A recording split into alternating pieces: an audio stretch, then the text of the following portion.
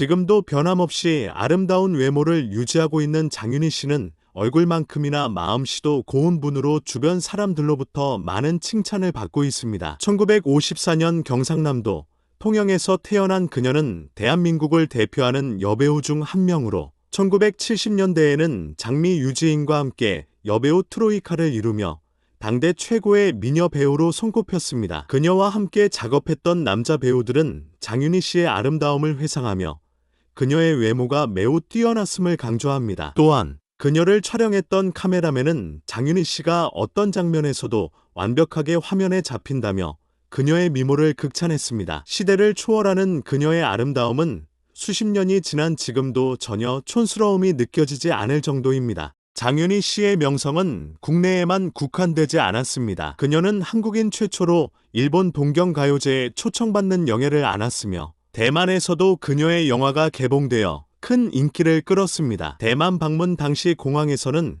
수많은 취재진이 몰려와 큰 화제가 되기도 했습니다. 또한 세계적인 액션 배우 성룡이 그녀를 영화에서 보고 한눈에 반했다는 일화는 장윤희 씨의 국제적인 인기를 증명하는 사례 중 하나입니다. 성룡은 70년대부터 한국을 자주 방문해 여러 무술 영화에 출연하며 그녀와의 인연을 맺었습니다. 한국에서 다양한 활동을 통해 연기 경험을 쌓고 중국에서도 주연 배우로 활약하며 마치 이소룡을 대신할 정도의 액션 스타로 자리매김하게 된 성룡. 그가 한국에 자주 온 이유는 물론 영화 출연 때문이었지만 또 다른 이유가 있었는데요. 그 이유는 바로 장윤희 씨를 좋아했기 때문입니다. 70년대 후반 영화 속 장윤희 씨의 모습을 보고 그 아름다움에 홀딱 반하게 되었다고 합니다. 성룡은 장윤희 씨를 자신의 이상형이라고 발언하기도 했을 정도였습니다. 장윤희 씨는 당시 일본에서도 동양 최고의 미인이라는 찬사를 받았지만 중국에서도 100년에 한 번 나올까 말까 한 미인이라는 극찬을 받았다고 합니다. 이는 그녀의 미모가 정말 대단했다는 것을 다시 한번 실감하게 합니다.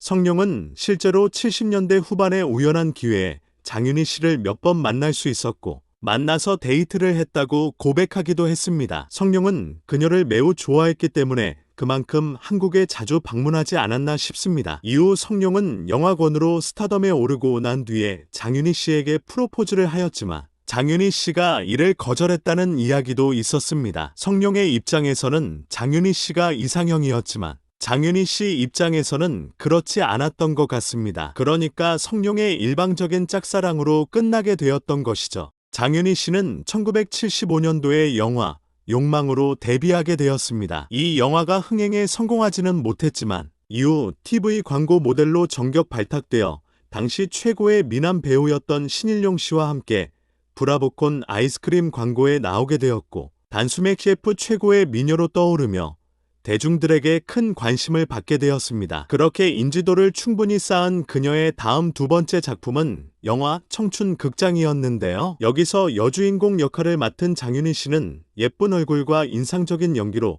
대중들에게 장유 여배우의 이미지를 뚜렷하게 각인시켰습니다. 이렇게 영화나 KF 광고 등으로 사람들에게 확실하게 인상을 심어준 장윤희 씨는 동양방송의 쇼쇼쇼에서 이한필 씨와 공동 MC를 맡기도 하는 등 활발한 활동을 하였습니다. 그런 그녀를 톱스타의 자리에 오를 수 있게 만들어준 기회는 바로 1977년도에 출연한 드라마 청실홍실 때문이라 할 수 있겠습니다. 정 씨는 1977년 TBC 주말 드라마 청실홍실에 출연하여 장미 씨와 연적 관계를 형성하는 여주인공의 역할을 맡아 열연을 펼침으로써 시청자들에게 뜨거운 사랑을 받게 됩니다. 당시 주말 드라마였던 청실홍실은 역대 최고의 시청률인 76%라는 경이적인 시청률을 기록하면서 엄청난 인기를 끌었고 당연히 이 드라마의 여주인공이었던 정윤희 씨의 인기도 급상승하게 되었습니다. 물론 정윤희 씨와 함께했던 장미 씨 또한 큰 인기를 끌면서 역시 스타덤에 오르게 됩니다. 이 청실홍실을 기점으로 이후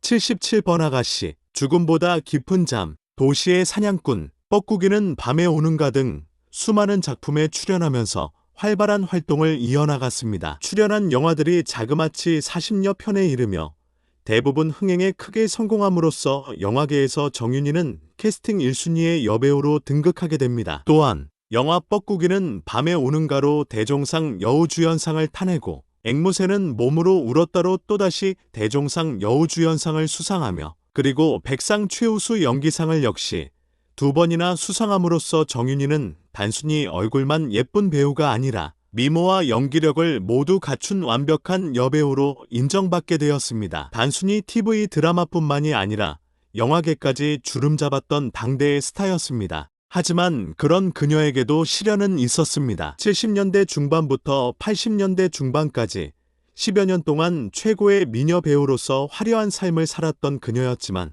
1984년도에 매우 불미스러운 간통 사건에 휘말리면서 불명예스러운 은퇴를 하게 됩니다. 바로 당시 유부남이었던 중앙건설의 회장 조규영 씨와 만나고 있었던 것인데요. 당 회장의 부인이 간통죄로 고소하여 결국 유치장 신세를 지게 되었습니다. 당시 기사를 보니 동아일보 1984년 8월 14일 기사인데요. 톱TV 탤런트 겸 영화배우 정윤희 건설회사인 산업대표 조규영 씨와 간통 혐의로 경찰에 고소됐다고 합니다. 이들은 서울 강남구 압구정동 현대 아파트에서 잠자다 발각되었습니다. 어찌되었든 조규영 씨의 부인은 고소를 취하했고 이후 2사람은 바로 결혼을 하였습니다. 그리고 당시 미녀 배우로서 최고의 인기를 누리고 있던 정윤희 씨는 결혼과 동시에 은퇴를 하게 되었습니다. 하지만 2사람의 행복은 오래가지 않았습니다. 조규영 회장이 운영하던 중앙건설은 당시 승승장구하던 건설 회사였지만 너무 무리한 과잉 투자와 지나친 사세 확장으로 회사는 휘청거렸고